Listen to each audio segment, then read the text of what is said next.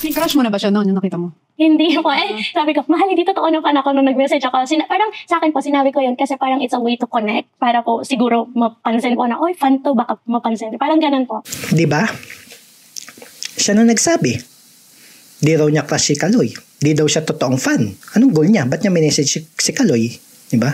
Ayun, gusto niya lang alokin ng networking, insurance, St. Peter. Diba yun? So mga kapatid, ihanda nyo na. Let's go! Ihanda nyo na ang inyong mga luzartan. Magluluzartan mukbang tayo. At sabayan nyo na ng bawang. Ilagay nyo na sa ilalim ng dila nyo. Ginagawa yun, di ba? Tama ba? Grabe. Di ko alam kung paano nakakayanin ni Tony yung mga ganitong interview. O bakit niya ba ginagawa sa atin to? Bakit siya nag-i-interview ng mga ganito? Muli mga kapatid, aking hinimay-himay ang interview ni Tony na mas pinalala niya pa. Oh, no! Kung dati kasama si Kaloy, ngayon tinanggal niya pa si Kaloy. Ang itinira na lang niya ang ating pinakamamahal na si Chloe. Excited na ba kayo? Let's go! Ako nga pala si Onek at ito ang Mahirap Pasayahin Channel. Maliunang first na napansin ko muna sa interview na to. Napansin ko bakit si Kaloy ng ating two-time gold winner sa Olympics, sa tanggapin ko man o sa hindi, kapag siya yung nagpapa-interview, bakit kasama lagi itong box na ito, yung back kulaw? Pero pag itong babaeng to na out of from nowhere, diba? Wala namang nabigay na kahit anong karangalan sa bansa, puro inis lang at irita, na ang tanging karer lang yata sumakay kay Kaloy, metaphorically at literally, if you know what I mean. Bakit may solo interview? Diba? Wala lang. Sino ba si Chloe sa buhay ni Carlos? Kasi sineselebrate namin ang aming two-time gold medal Olympian athlete. Pero may Chloe sa buhay niya. Lumalabas ka minsan as the villain. I'm sure you're aware of that. Yes. Sometimes talaga, Tony. Sometimes. Yes! Sometimes is an overstatement. Ang dalas kaya. Ito hindi ko pa talaga napapanood to. Pero hula ko lang naman. Parang prediction ko. Puro magiging pa-victim tong kwentuhan na ito. Na wala siyang ginawang masama. Ang may problema lang palagi ay yung mga taong nakapaligid sa kanya, kundi yung pamilya niya, yung pamilya ni Kaloy. Ganun yung magiging tema ng kwentuhang ito. Prediction lang naman. Tingnan natin, panoorin natin hanggang huli. Tingnan natin kung tama ba tong prediction ko o mali. Pero sana please tama to, Chloe. Please lang, Chloe. Kahit ngayon lang, pagbigyan mo lang sana ako. Chloe pinagpala sa lahat. Panoorin natin. So, ang isipin niya, hindi niya tayo siniseryoso. Tatawanan niya na tayo. Bakit nagiging ganyan ang demeanor mo when it comes to handling controversies, yung misconceptions sa'yo ng tao, yung public opinion sa'yo? Kasi po hindi naman po totoo. So, ang funny lang po na yung level ng gaano nila gawin yung mga stories po. Kasi also, sa mga nadaanan ko din pong mga challenges ng early teenage years ko nga po. Mas mahirap kumpara dito from people that you don't know. When we go back to the very start po, laking lola po ako. So, hindi po ako lumaki ng may mother figure po talaga na nandun 24/7. Eto, I'm just curious lang naman. Is Lola not a mother figure? Wala lang, natanong ko lang. Baka may mga laki sa lola dyan. Hindi ba naging mother figure yung mga lola niyo sa inyo? Paano ang nangyari sa childhood mo? Nag-separate yung parents? Yeah, yes po. Parang 2 years old pa lang po siguro ko. 4 mga ganyan po. Super early stage po ng childhood po. Yung daddy na saan? Nandito po sa Philippines po. Pero yung typical na hindi ka pwedeng magpakita sa dad mo, yung mga ganun po. So then hindi po ako lumaki with my dad. Ito sa mga tatay at nanay dyan na balak maghiwalay at mag-divorce since baka mapasa ang divorce. Sana wag. Ganitong klaseng anak ang posibleng mangyari sa mga anak ninyo if ever ituloy nyo yan. Kung gusto nyo bang magkaroon ng ganitong anak in the future, sa inyo yan. Nasa sa inyo yan. push nyo. So paano yon naka-apekto sa personality mo growing up? Na laki kang lola. One of the big reasons kung bakit po ganito yung personality ko. Lola ko po talaga.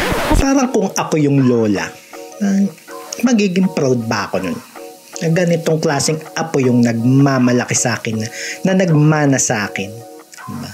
Parang kung ako yung nanonood nito yung apo ko, pinapanood ko, tapos ganyan ang ugali. Tapos sasabihin niya, nagmana siya sa akin. Parang mapapamukbang ako ng losartan yun. Sa sobrang high blood.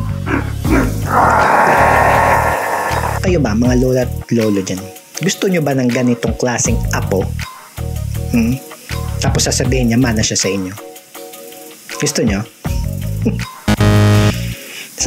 Pero in all fairness, at least kahit papano, meron pa palang natitirang gratitude sa mga to. Na kahit papano, ina-acknowledge nila yung mga taong nagpalaki sa kanila. In all fairness naman. Diba? Hindi tulad ni Boy Crop Top, Boy Lipstick, na walang ka-acknowledge sa mga taong naghubog at nagpalaki sa kanya. Pero sa bagay nga naman pala, proud nga pala si Kaloy sa kanyang bagong nanay. Ito, si Chloe. Proud na proud yan. Kamusta naging buhay mo sa Australia? Well, normal naman po. I finished primary school po. Tapos high school, finished there also. Pero yun yung nag-11 po ko, and then 18. Doon na po, parang ang tough po ng naging, hindi po dahil sa pag-a-adjust. Relationship po talaga with like family members po, nang nandun sa Australia po. Paano naging tough yun for you? Sabihin ko ba? Ano po kasi? Pero ang hirap po kasi magsalita without yes. context po. Pero ano po kasi, I experienced po domestic violence. Ganun po. So, Done to you or you witnessed it? Sa akin po. And witness also. So, would you say that it was not a healthy environment for you? Hindi po talaga po. Kaya po nung 16, gusto ko na talagang umalis po. Pero since minor po ako, I couldn't. So, nag-intay po ako ng 2 years mag-18 para po makaalis po ako. Kaya yung sinasabi mo na mas grabe yung pinagdaanan mo ng bata ka. Yeah. Yes. So, hindi lang po kasi physically, pati like verbal. Naku po. Ito ng mga physical abuse, emotional abuse na to. Napaka-subjective nitong mga ganitong usapin Kapag may nagkikwento ng ganito sa akin, hindi ko masyadong pinaniniwalaan hanggat di ko naririnig yung kabilang side. Mga ganitong bagay. Kasi hindi natin alam talaga kung gaano ka-severe o baka naman ino-OA yan lang, di ba? Hindi niya kinompleto Tsaka since hindi niya dinetalye, I would talk about this generally speaking lang. So hindi ko nila lahat. Usually naman kasi sa panahon ngayon, ang mga bata, mapalo mo lang ng konti, mapagsabihan mo lang ng konti, physical abuse na agad. Verbally abuse na agad, emotional abuse na agad, lalong-lalo na sa mga westernized country like Australia. Makanti mo lang ng konti yung mga bata dyan, nagre-reklamo na. Kasi sa mga bansang to, nakakalimutan na nila that we should teach also our child accountability. Alam niyo yun? Kaya naglalakihan yung mga bata ngayon entitled and spoiled. Kasi hindi nila alam yung salitang accountability. Tulad nito ng pambansang uling at di Kaloy the Sad Boy. Ba? Puro pa victim. Lahat sinisisi sa magulang, sa pamilya. Wala nang sa sarili nila, wala na silang nakitang ginawang mali. Puro sisi. Eto assumption ko lang naman. Since pala decision ako sa buhay at assuming, diba? Assumption lang naman, based lang sa kwento-kwento niya. Na sa tingin ko yung mga ganitong mga ganitong klaseng tao, bata pa lang, mga pasaway na to. Na yung magulang nila hirap silang kontrolin. Kaya siguro minsan medyo napapasobra yung palo at pananalita. Di ba? Ano lang naman? Based opinion lang naman, assumption lang. Assumista ako Again, hindi ko alam kung gaano ka-severe yung pinagkakwento nito na physical abuse or verbal abuse. Hindi naman kasi binuo diba? Pabida rin talaga pabiktim din talaga kikwento-kwento tapos hindi bubuuin yung kwento. Diba? Tapos wala naman side ng kabilang party. Side niya lang talaga. Pa-victim din talaga eh. Yan ito yung mga nakakairita yung kukwento, di bubuin. Kwento ka pa. Ay, di lalo kang tumapang. Yan po. Kaya po siguro yan na misunderstood yung tapang ko po. Kasi nga po, they don't know naman what happened sa early childhood ko po. Ito karamihan na may misunderstood yung katapangan sa kayabangan at kabastusan. Pansin ko lang. Paano yung nag-decide ka na alis na ako? Hindi ko na kaya to. O, parang kumakain po kami, tapos parang nagkaanohan na lang.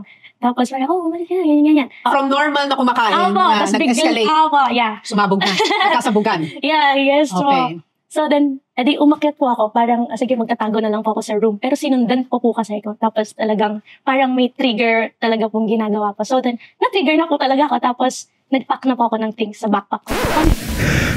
Malamang, di ba? Kinakausap ka eh. Pinapagalitan ka, sinesermonan ka, tapos bigla mong lalayasan, aakyat ka ng kwarto. Kahit sinong magulang mabibisit, susundan pa talaga yun. Kahit ako eh. Kunyari, pinapagalitan ko yung anak ko, tapos bigla akong nilayasan. Susundan ko talaga yun. Walang tigil na sermonan to. Nilayasan mo ko. Hindi. Pambabastos yan. Kung physically abusive talaga yung mga nagpalaki sa yung family mo, eh hindi ka napapalayasin. Siyempre, diretso bugbog na yan. Pero usually kasi, pagpapalayas, last resort na yan. Kapag sobrang hindi na talaga kayang kontrolin yung isang bata, lalo na pag teenager na, di ba? Hindi mo na pwedeng paluin, hindi mo na pwedeng saktan yan eh. Tapos di na rin nakukuha sa sermon, di ba? Ang last resort talaga is pagpapalayas para maranasan nila yung kung ano ba talaga yung meron sa totoong mundo, na yung mga consequence ng pinaggagawa mo kapag hindi ka sumusunod sa magulang mo. Diba? Minsan kasi may mga batang ganun, kailangan mo iparanas sa kanila para matuto sila. Kailangan nilang masaktan para matuto sila. Hindi na sila nadadala sa mga sermon-sermon lang, ganun-ganun, diba? Then, kakaumpisa pa lang nitong video. Pang sakit na ng batok. Kailangan niya na magpipi. So parang growing up, sino yung tumayong like someone na nagbigay sa'yo ng values, nagturo sa'yo ng principles in life, like yung naging moral compass mo? Wala po eh. From experiences po talaga po eh. Kasi yung mga rest of family members ko po, nandito pa rin sa Pilipinas. So walang nagtuturo sa kanya ng about kung ano yung tama o mali, about her morality. Walang nagturo sa kanya nun. Kumbaga yung moral compass niya is subjective lang based sa kanyang feelings. Eh paano niya ngayon nalalaman kung tama siya o kung mali yung mga taong inaakusahan niyang mali? Diba? Eh base lang niya sa feelings niya. Kung nasaktan siya, ibig sabihin mali na yung ibang tao kasi nasaktan siya. Eh nasaktan po kasi yung feelings ko eh, kaya sila po yung may mali, ako pa yung tama, ako pa yung victim. Kasi nasaktan po nila yung feelings. Ganun ba yun, Chloe? Ang the ultimate question dito eh, paano niya nalalaman kung ang mga pinaggagawa niya sa buhay ay tama o mali? Since wala namang ibang nagsasabi sa kanya, sariling pakiramdam niya lang, experience daw. Doon niya nalalaman yung tama at mali. Kaya pala. Kailan dumating sa buhay mo si Kaloy? 2020 po. Ilan taong ka nun? 18 po. Crush mo na ba siya noon, yung nakita mo? Hindi po eh. Sabi ko, mahal, hindi totoo naman ako nung nag-message ako. Parang sa akin po, sinabi ko yun kasi parang it's a way to connect. Para po siguro mapansin ko na, oy, fan to, baka mapansin. Parang ganun po. Di ba? Siya na nagsabi. Di raw niya crush si Kaloy. Di daw siya totoong fan. Di ba? Bakit niya minessage? Anong goal niya? Tapos doon sa last interview nila, wala namang kwenta daw kausap si Kaloy kasi lahat ng message puro patapos. Anong goal niya? Ba't niya minessage si Kaloy? Diba? Ayun, gusto niya lang alokin ng networking, insurance, St. Peter. Di ba yun? Tapos nag-reply siya, tuloy-tuloy na? Oo, nag-reply. Nag-reply siya, ganyan-ganyan. Tapos yun po, nag-tuloy-tuloy na. Di ba? Uy, nag-reply. Chaching-chaching. Parang naging dollar sign bigla yung mga matay, no? Gusto ko sana edit eh. Bigla magiging dollar sign mata kaso hindi ko kaya. Kaya paka-imagine na lang mga kapatid, di ba? Chaching. Dollar sign bigla yung matay eh. Siya ba ang first relationship? Hindi naman. Siya po, yeah. Oy, hindi nga. Oo, yeah. Tapos, Diba? Parang kahit si Tony ayaw maniwala, di ba? Oh, di nga. Parang more like deep inside kay Tony. Oh, di nga, eh. Talaga ba? Parang dating eh. May mga nakakausap din po katulad niya. Pero yung serious na pinursue, dinire-diretso mo, siya lang. Siya lang. Yung mga nakakausap siguro, walang potential maging multi-millionaire at mahirap sirain ang pamilya. Kaya, yun ang nangyari. Bakit pumunta ka sa Vietnam? Ano ang nagtulak sa'yo na pupuntahan ko na to? Gusto ko po talaga siya kasing i-support po. Talaga sa dreams niya po na ganyan, mag-Olympics. Matagal ko na po siyang gustong makita or pinag-iipunan ko po talaga magpunta ng Japan. Talagang ang talagang nag-ipon. Talagang, talaga to, E for effort. Yeah, yes. May mga kapatid ba tayo dyan at taga-Australia? Ganun ba kadali ang buhay dyan sa Australia na kahit kaka-18 mo pa lang, kaya mong kumita ng ganong kalaki para makabili ng international plane ticket. Ito nga, papunta daw Vietnam. At eventually, nagpabalik-balik sa Japan din, Philippines. Wow. Ganun ba kadali yung buhay dyan sa Australia? Bukod pa kayong pinagpala dyan sa Australia. Kasi kung sa Pinas yan, malabo pa yan sa tubig baha pag umuulan. Oh, yeah. Kakandasuka ka na ng dugo. Di ka pa nakakapag-ipon pang international plane ticket. Kaka-18 mo pa lang. Tapos pipigilan ka pa ng immigration. Bumili ka ng ticket. Meron ka ng tagang visa. Tapos pagdating mo immigration, i-upload ka. Good luck na lang next year, next life. Diba? Ganon. Diba? Sa Pilipinas, malabo yan. Diba? Mapapasana all ka na lang talaga dito kay Goldie Box no? Sana all, Goldie. Kung dadahilan niya yung content creation niya. Diba? Ganun na ba siya kasikat dati? Para kumita ng ganong kalaki? Natanong ka lang para kasing ginawang kubaw yung Ace May nakakaalam dyan. Ito kasi wala pa akong kinikita dito sa pinagagawa ko Baka naman. Kamusta yun yung nakita kayo? Yung attraction at saka yung lightness. Anong pa rin po, of Maintain. course. Yeah, Oo. maintain po. Siguro yung lang po ugali in person, di ba po, doon mo po makikita. Kasi iba naman yung online. Ano yung Texting ugali na- niya na nag-stand out para sa'yo? Mapagpasensya po pala talaga siya. Yeah, ang haba po ng pasensya niyo. Makwela po kasi kung so then kapag nilalaro ko siya, parang po siya, hindi niya ako yung, wag mo kong hawakan, sobrang Huwag ka makulit. Huwag ka makulit, may ginagawa ko, yun ganyan, kasi lambing ko po yun na parang, Siya inaya ka. oo. Tapos, nilalambing niya din ako pabalik kahit may ginagawa siya. Ito siguro yung nagustuhan nito ni Goldie Box kay Kaloy the Sad Boy. Ang Haba. haba po kasi ng pasensya niya. Tapos kapag nilalaro ko po siya, hindi po siya pumapalag. Sino ba namang kasing lalaking papalag kapag nilalaro ng babae? May bihira na lang yata kaming ganun. Yung pumapalag pag nilalaro kami ng babae. Sa misis ko lang ako hindi pumapalag. Good job. Anyways, di ba? Bakit naman papalag tong si Kaloy? Baka gabi-gabi niyang iniisip sa Japan yan kung paano siya laruin ni Chloe. Di ba? Parang nagkaroon po ng mga opportunities na umuwi po ng Pilipinas. Pero sabi po naman po, nag-aaral ka. Tsaka na kung talagang para sa'yo yan, dadating yung panahon mo. So, then tinapos ko na lang po yung, syempre na-heartbroken po ako kasi ko yun dream ko po yan na, huwi ako ng Pilipinas. Ganyan, gusto ko pa po mag-PBB, mga ganyan, ASAP, mga ganyan po yan. Nakapag-aasap ka na. Kaya nga po, dream ko. O, di ba naman talaga pag may dream ka? Sa mga kapatid natin dyan na napanood yung ASAP performance ni Chloe, musta naman yung buhay-buhay? Okay pa ba kayo dyan? Same pa rin ba yung tingin nyo sa ASAP ever since napanood nyo yung performance na yun? Okay ba? Ayoko na kasi panoorin ito palang grabing effort na yung ugat ko sa batok talaga pintig na ng pintig Baka pag pinanood ko pa yun, wala na. GG na. So may ASAP pa pala. Kala ko matagal nang wala yun. Meron pa pala nun. Hindi sobra kang kilig nung nag-asap ka kasi dream mo yun Yeah, sobra po. After 5 years po from I Want, nag-upgrade to ASAP po. Grabe, no? Na-fulfill mo kahit paano yung dream mo. Alam mo, feeling ko yung personality mo, you're a go-getter. Super po. Yeah. Yung parang you're goal-oriented, this is what I want, ilalabang ko to. Opo. Hanggang sa makuha ko to. Kasi ganun ka sa dream mo, ganun ka sa buhay mo, ganun ka kay Carlos. Obvious naman, di ba? Na gold digger, goal getter tong si Bax, si Goldie Bax. Goal na goal sa ate mo eh. On a serious note, a goal-driven person without moral compass is a very dangerous combination. Bakit?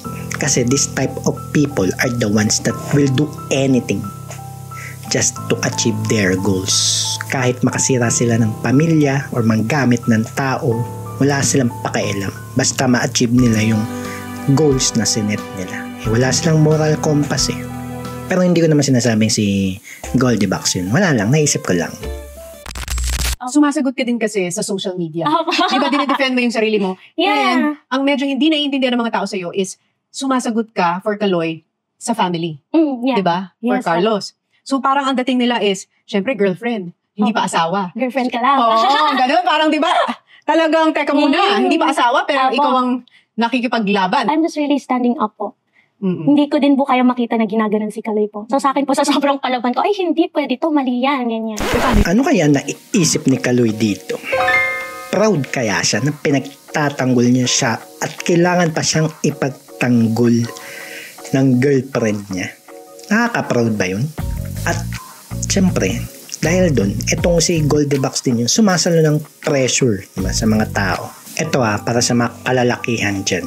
It's your duty as lalaki. Duty nating mga lalaki to protect yung mga pinili nating babae sa buhay natin. Na seryosohin. To protect them from harm. Not the other way around. As much as possible, dapat sinishield natin sila from any harm or from any danger. Kasi bakit? Basic biology lang yan.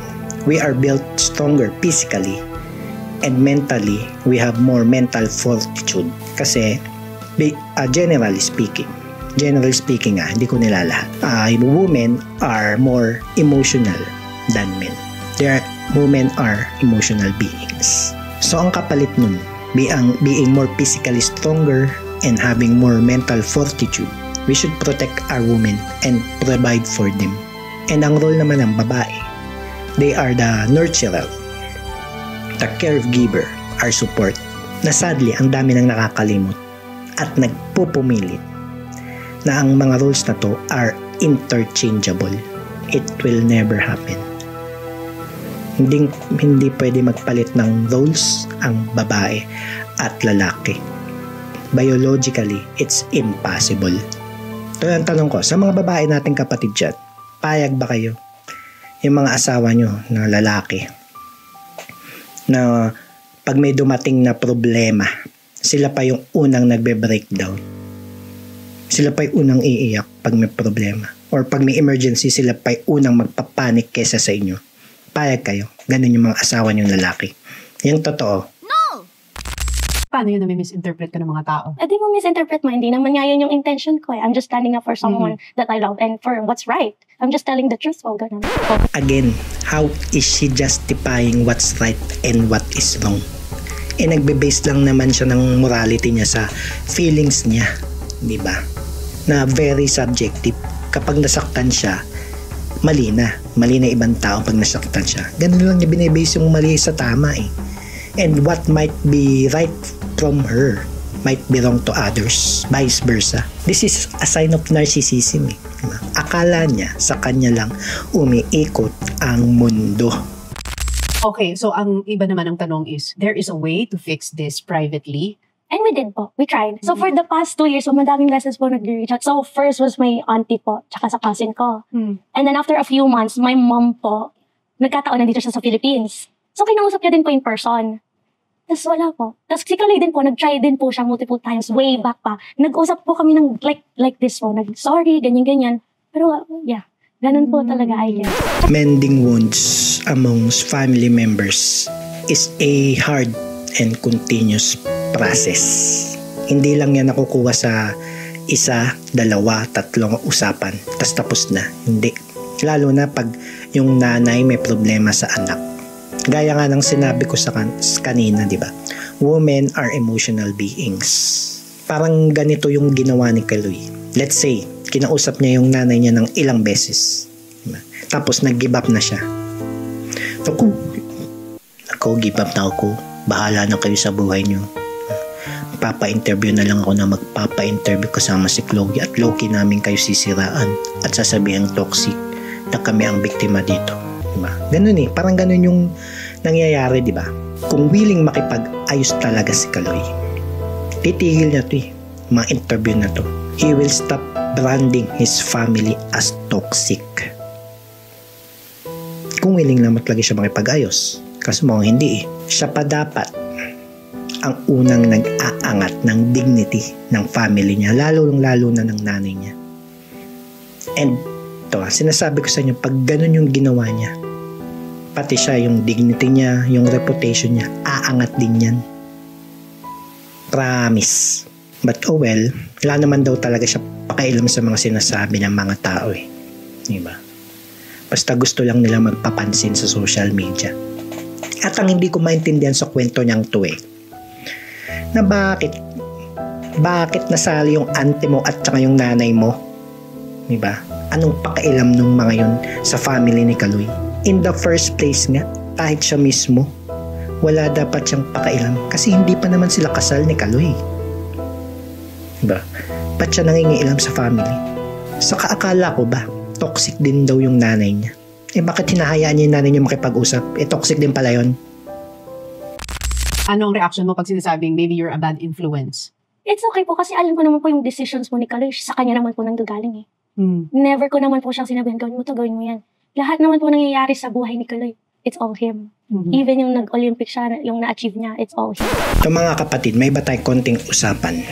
Alam niyo ba na si Satanas ay magaling manloko? Sobrang galing niya manloko to the point na akala natin ang mga bagay na masamang ginagawa natin ay sariling kusa nating ginagawa. Hindi natin alam na nandyan si Satanas sa paligid-ligid na bumubulong at sulsul ng sulsul na gawin natin yung mga yan. Tulad ng ginawa niya sa Panginoong Jesus for 40 days. Diba? Nag-fasting ang Panginoon nun. At ang ginagawa lang ni Satanas, sulsul ng sulsul. Una, since gutom na ang Panginoon, inalok niya ng tinapay na galing sa bato. Diba? Tapos, dinala niya sa bubong ng templo. Sinabi niya na, tumalong ka. Sasaluhin ka naman ng mga anghel para malaman ng mga tao kung sino ka, di ba? Tapos, pinakita niya yung lahat ng kaharian sa buong mundo para lang lokohin si Jesus.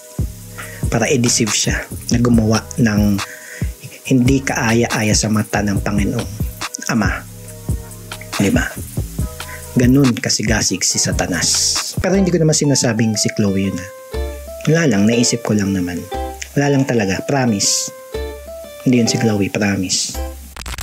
Well, meron silang sinasabi sa'yo. Ano po? Fame whore. Nakuha mo yun? Parang sa akin po kasi nakapag-build na din po ako ng name way before ko pa makilala po si Chloe. Oo nga, na-explain mo yun, di ba? Ako, nag-music ako, nag-content creation ako, ganyan. Sus, yung build ng name na naman yan. Pero ang totoo, wala naman talagang nakakakilala sa kanya dati. Not until Chloe came. Diba? Real talk lang technically. Sa mundo ng content creation, lahat naman dito kami. Ako, including na ako, fame whore. Technically. Kasi, fame whore in the sense na kailangan kong magpapansin to reach more audience. To spread the message that I want to spread. Pero ang pinagkaiba lang I would not compromise my morals and principle just to be famous. Magquiquit na lang ako kaysa ikompromiso ko yung mga bagay na yun. Hindi tulad nung iba na would go as far na manira ng pamilya, manggamit ng tao. Diba? Just to be famous sa social media. Pero hindi ko sinasabi si Chloe na. Ito kumbaga, kwentuhan lang naman. Kwentuhan lang. Ano ang secret para hindi ma-penetrate ng mga outside force yung totoong samahan? Pinipili din po namin kung ano yung isi-share namin online. So yung mga best moments namin po, it's all in private. So kung ano lang po yung nakikita nila online, yun lang po because yun yung gusto namin i-share. And also po, magkasama po kami mag-pray palagi. Every night po. And every morning pag nagigising po. We're thankful agad na nagising kami or ginising kami ni Lord today. Nagpe-pray? Wow, big word. Naniniwala pa pala to sa Diyos. Mga pray-prayan lang yan, ay mga angel of God, bless us, O Lord. Diba? Kung ganun pray-pray lang yung hindi man talaga pinag-iisipan, binabanggit lang. Sabi lang na nagdadasal at thankful. Wow, thanks lang ng thanks, pero hindi sinasabuhay ang gustong ipagawa sa kanila ng Panginoon. Puro pasalamat, walang pagsasabuhay, puro paghiling, walang paghingi ng tawad. Parang si Kaloy medyo okay pa ng magbanggit-banggit ng Lord, pero ito, Brother, banggit ng pray-pray. Pero sa bagay, di ba? Baka iba yung pinasasalamatan nila. Sa tingin nyo, mga kapatid, si Lord ba talaga yung pinasasalamatan ng mga to? Diba? Kasi sino ba yung gustong mag-live-in ng dalawang tao nang hindi nagpapakasal? Si Lord ba o si Satanas? Sa tingin nyo, yung gustong maging materialistic ka, ay sino sa tingin nyo yung may gusto? Si Lord ba o si Satanas? Yung gustong bastusin yung mga magulang nyo, sino may gusto nun? Si Lord ba o si Satanas? To simpleng tip lang to, mga kapatid. Kapag may gusto kayong gawing desisyon sa buhay, tanong nyo sarili nyo, gugustuhin ba to ni Lord o si Satanas ang may gusto nito? Kaya, simple natin yung WWJD na usong bracelet dati. Alam mo yan? What would Jesus do? Tanong nyo lagi sa sarili nyo yan. Anong laging prayer mo for Carlos? Ang pinagpipray ko po na kung ano yung pinagpipray niya is makuha niya or matupad ni Lord for him. Kung ano yung desires ng heart niya, kung makuha ano niya. Yes. Paano kaya kung yung desires ni Kaloy deep inside, which I highly doubt, magkaayos sila ng nanay niya? Hypothetical lang naman. Kaya si girl? Sa tingin niya, mga kapatid. Paano kapag may weak moments ang isa't isa? I'm sure not all the time you're strong. Not all the time si Carlos strong. Pray po talaga. Nakahiga or naka-sit down po kami and we would hold hands and we'd just pray. Tapos palagi kami pong may frequency music. Parang healing music po na pinapatugtog pag kahit wala kami ginagawa. Nasa bahay lang po siya, nakatugtog lang siya, matutulog. Pagkagising, nandun pa rin nakatugtog lang siya. Oo, dapat meron kang kahit papaanong i-keep na spiritual life for you, for your own sanity. Yeah, yes. To keep you sane and also to keep you grounded and focused on what's real and what's not real. Yeah, yes po. Kasi Kaya, minsan ang hirap i-differentiate na. sobra po. Kasi sobrang ma-social media na yung mundo ngayon po. At saka yung trabaho mo is a content creator. Yeah. Yes, so Public. social media talaga, I have to put it out there. Pero mahilig din po kami mag-affirmations, like positive affirmations, we just put it sa YouTube, ganyan. Tapos yung nagsasalita po, puro positive lang. Na I can do this, my dream is ganyan. Ito, easy lang naman to eh. Kung gusto nila talagang matahimik na buhay. Ito lang yung kailangan nilang gawin manahimik. Kung content creator ka, edi mag-focus ka dyan sa gusto mong content. Yung mga music. Saka ano ba talaga yung content mo o your niche mo? Music ba? Pagpapasexy ba? Yung buhay ba ni Kaloy? Kung yung content mo yung buhay ni Kaloy at yung drama ng pamilya niya, hindi kayo makakakuha ng peace of mind dyan. Malabo. Kahit anong pagpe-pray na hindi naman seryosong ginagawa yung pagpe-pray na yan. Tapos kikinig pa ka ng affirmative music niya. Lalo lang kayong gagawing materialistic at narcissistic niyang affirmative music niya. Kunin mo tong bagay na to. Yung goal na yan. Takwil mo yung pamilya mo para makuha yung bagay na to. Goal lang ng goal. Kalokohan yan. Affirmative. What did you learn about yourself nung pumasok ka sa relationship na to? Kaya ko din po palang magbigay ng love. Kasi po, yung early childhood ko nga po, parang it was explained to me as tough love. So then yun lang yung alam kong love. So then nung dumating po si Kaloy, may soft and kind love pala. Na kaya ko palang magbigay ng ganong type of love. Minsan painful, ang Opo, love, yeah, diba? ganun Ganun. po. Pwede palang maging masaya and Opo, calm. And pwede din po palang maging forgiving yung love. So, forgiveness. Yeah, everyday po. Everyday forgiveness. Everyday. Ang hirap i-practice, the forgiveness. Sobra po. Nahirapan din po ako nung unang-una po. May mga tao ka ba na forgive mo na in your life? Yeah, yes po, everyone. Your family? Yeah. Forgiveness everyday daw Just show for na sila lang talaga nasa isip nila na wala silang masamang ginagawa sa buhay. Na sila lang dapat yung magpatawad. Na si Kaloy nga kahit papano may nakikita pa akong humbleness. Pero dito, iba? Patawad lang daw siya ng patawad. Every day, papatawad lang ba ako? Dinaig pa ang Panginoong Hesus sa pagpapatawad eh. Pure na pure si ate niyo eh. No? Pinagpala sa lahat eh. Glowing pinagpala sa lahat. Dalisay. Yes, Paano mo so, sila na-forgive? I guess it's also their first time living this life po. So then kanya-kanya naman po tayong journey. I guess hindi po nila sinasadya. It's their way of love nga po na sa pagla-love nila ng too much, I guess po. Hindi na nila na-control yung pag-treat sa akin or sa kapatid ko po. Ganun. Parang they love you pero hindi nila na-express siguro? Na, In a opo, way na that is right for you, feeling mo? Opo, I guess. Oo. So, iniisip niya ever since bata siya na hindi tama yung pagmamahal ng family niya sa kanya. But again, bakit nga ulit siya yung nasusunod kung ano yung tamang pagmamahal sa hindi? Ito mga kapatid, kung nalilito kayo kung ano yung tamang pagmamahal, easy lang yan. Tumingon lang kayo sa Panginoong Hesus. Jesus Christ is the epitome of love. Selfless and sacrificial. Kahit araw-araw tayong nagkakasala, basta humingi lang tayo ng patawad sa Kanya, ipapatawarin niya tayo. Siyempre, huwag mo nang ulitin. Man. Pero kahit na ulitin mo yun, ihingi mo ulit ng tawad yun ng taos puso. Papatawarin ka ulit ng Panginoong Hesus. Ganyan tayo kamahal ng Panginoon. Ang gagawin mo lang, just to be humble. Ito yung hindi ko nakikita sa Goldie Box na ito.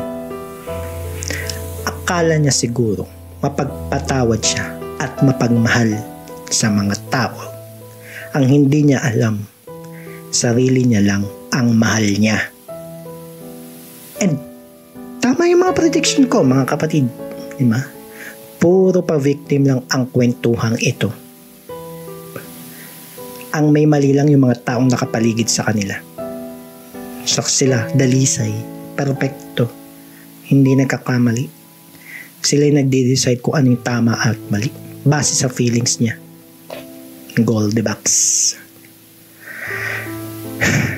With all this being said, mga kapatid, I will leave you with this Bible verse from Philippians 2 verses 3 to 4. Do nothing out of selfish ambition or vain conceit. Rather, in humility, value others above yourselves, not looking to your own interests, but each of you to the interests of the others.